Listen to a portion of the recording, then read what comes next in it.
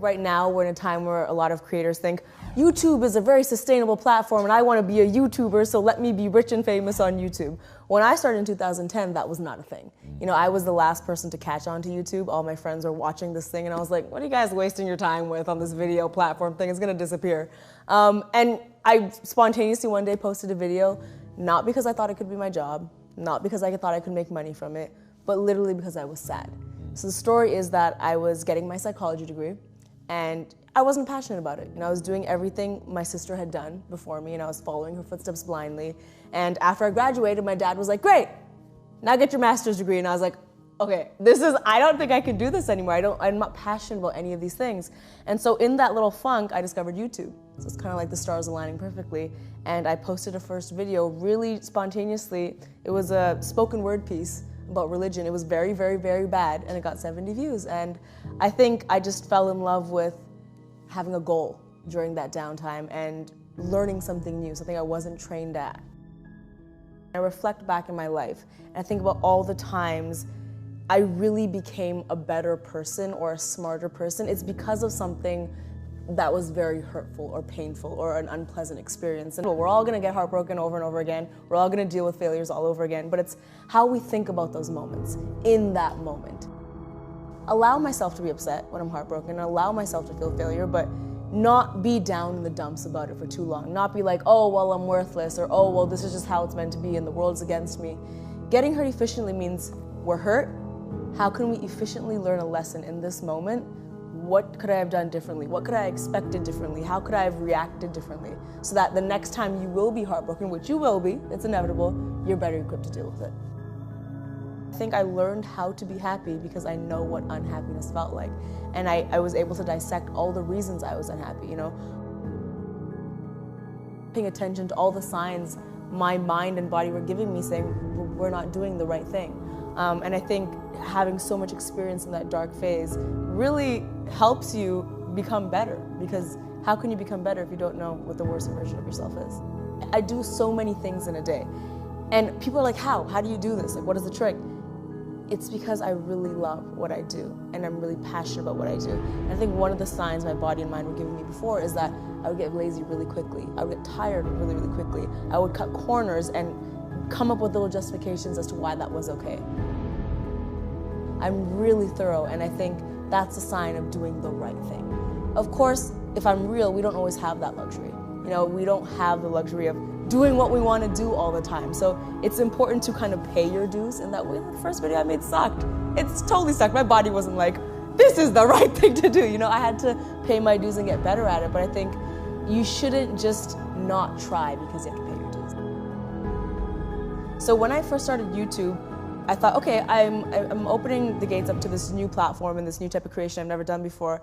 But I've also started going to shows more often. I started to meet different types of people. I think a big part of finding out what's right for you is stop confining yourself to a path that you've been convinced is the path. What I'm doing right now, is nowhere on the path.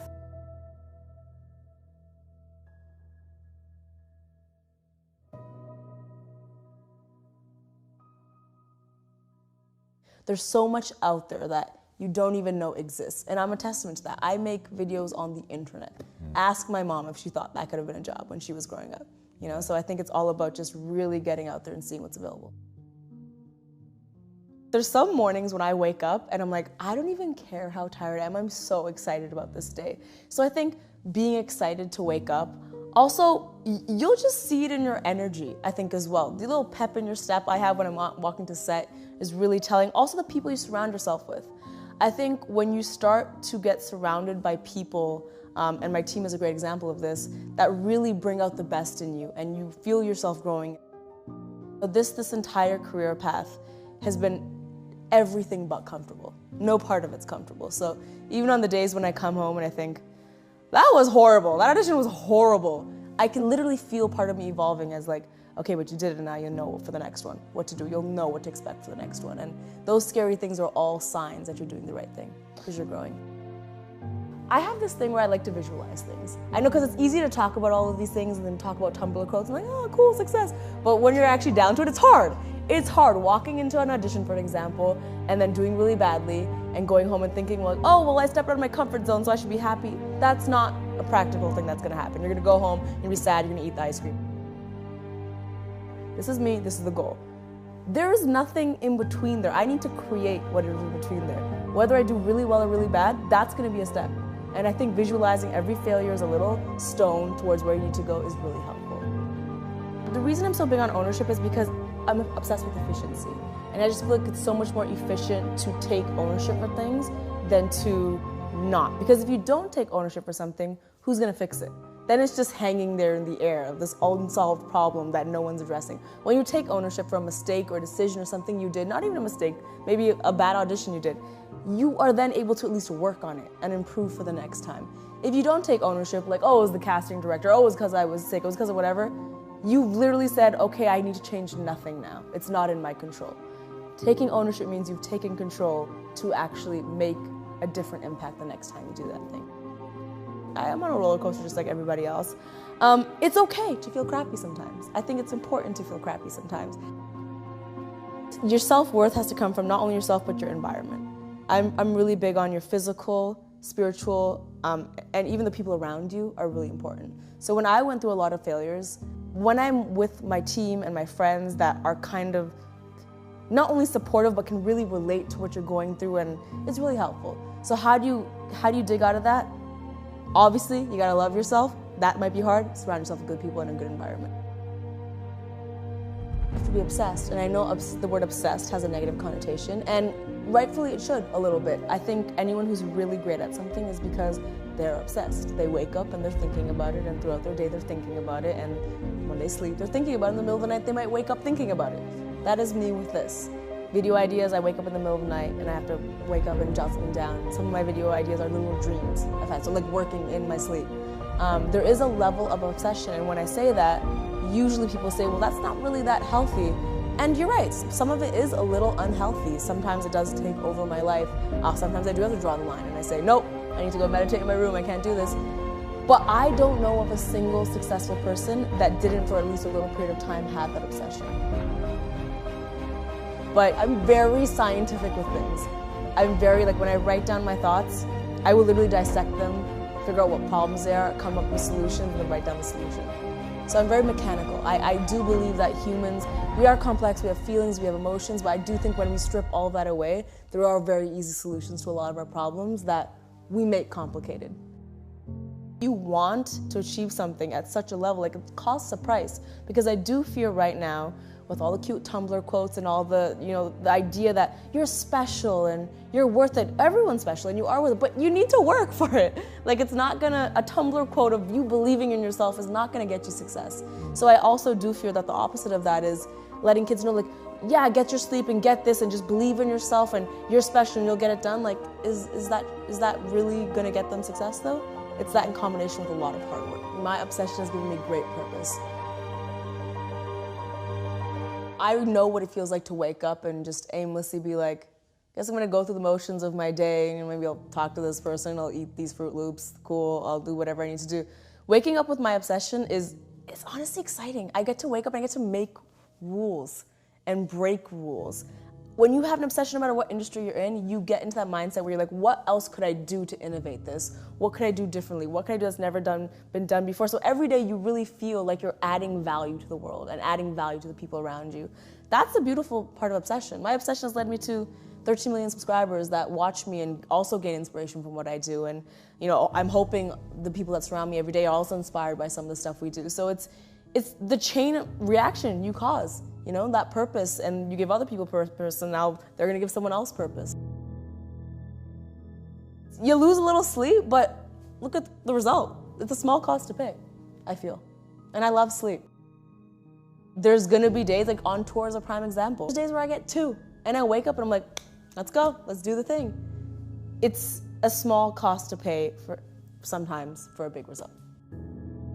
Encouraging the hustle. It's like I'm doing all this funny stuff. It's not, a 10-minute video doesn't take 10 minutes. It takes a village and it takes a lot of time. I'm not shy to let people know how much work this takes.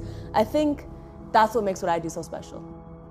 Because back in the day, traditional, for lack of a better word, celebrities, they were perfect. They were always on and always flawless. I would like to show people a person who works really tired, works really long hours, gets really tired, gets pimples, and like that's what it takes to do what I'm doing. You know, it's not just that I show up and everything's glamorous and then I reap all the benefits. That's not what it is. That's not what it is for anybody, but it's not. It's a lot of work. So if you're watching this and you're like, let me dissect this interview, like what are the tips and tricks? There's no tips and tricks, there's just a lot of work. It's a lot of work. It's a lot of focused work, and that's the biggest message I can drive home, is that of course there's practices and things you can do, but you need to stop making excuses, you need to put your head down, and you need to make a plan, and then you need to execute the plan.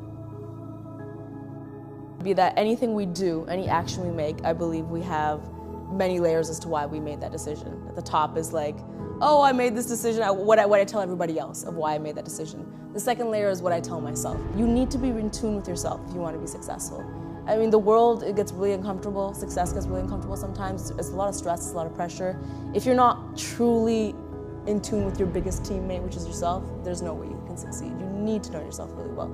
So I encourage everyone to actually write down things like, I made this decision, why did I do that? Write down all the reasons you did it and be real with yourself. Say it out loud in an empty room where no one can hear you, so there's no pressure. Why did you say that? Why did you do that? Were you scared? Were you nervous? And then why? It can go back to your childhood sometimes. It can go back to some horrible experiences you had, but it's better to address it. Figuring out the internet and also figuring out just working hard. I honestly, a lot of the things in my book are not things I learned in school. You know, there of course there's classes, there's biology, there's English, all that. There should be a class that's just about work ethic, how to work well, what it means, and also how to work differently. Not everyone learns in the way school is structured. That's something that really drove me crazy at the end of my university career was, I can't learn through sitting in this lecture for 3 hours with this professor that's just talking to me. Like I'm not really applying this information in any such way. I've learned so much being practical in the world and learning things hands-on, and some people are like that, and I think school needs to let them know that's okay. Because a lot of kids leave school thinking, I didn't learn how everyone else learned, so I must be dumb. No, you just might need to learn a different way. And there should be an actual class. Find your way of learning. That's what it should be called. If I loved myself, I would have got out of bed. You know, if I loved myself, that's not fair. I guess there's a lot of reasons, but for my personal journey, I guess, not to generalize, if I loved myself, I would have had goals at that time. I would have taken better care of myself. I would have spent time with my friends. My change came with not only within, but how I was treating myself outside, like I mentioned. So I stopped putting myself in a dark room. I started opening the curtains. I started to answer my friends' phone calls. I started to talk to people. The first time I ever talked to my parents about anything I was feeling really, really strongly emotionally was when I got out of that depression. Prior to that, for all the years of my life, I'd never had a conversation with my parents that was like, this is what I'm really feeling inside. And so I started to accept that I needed help and I needed to talk to people. I even started dressing differently. I was like, these shoes are fun. I'm gonna wear these shoes. They just make me happy. And it was making all those small decisions every single day. A lot of positive self-talk as well. I think, you know, even now when I accomplish something, I don't care how many people come up to me and say, congratulations, you did really well, this is a cool thing. When I lie down at bed, I literally hug myself and I'm like, you did really good. That was a really good thing you did today. Even today, with all the people that are validating me, it still means something for me to tell myself, you did a really good job.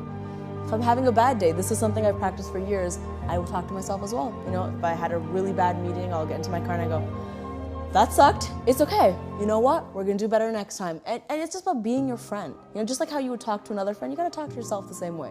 And it's a journey. There's no easy solution. There's no like, now I love myself. It's a process, it's a journey, it's gonna be hard as all things are.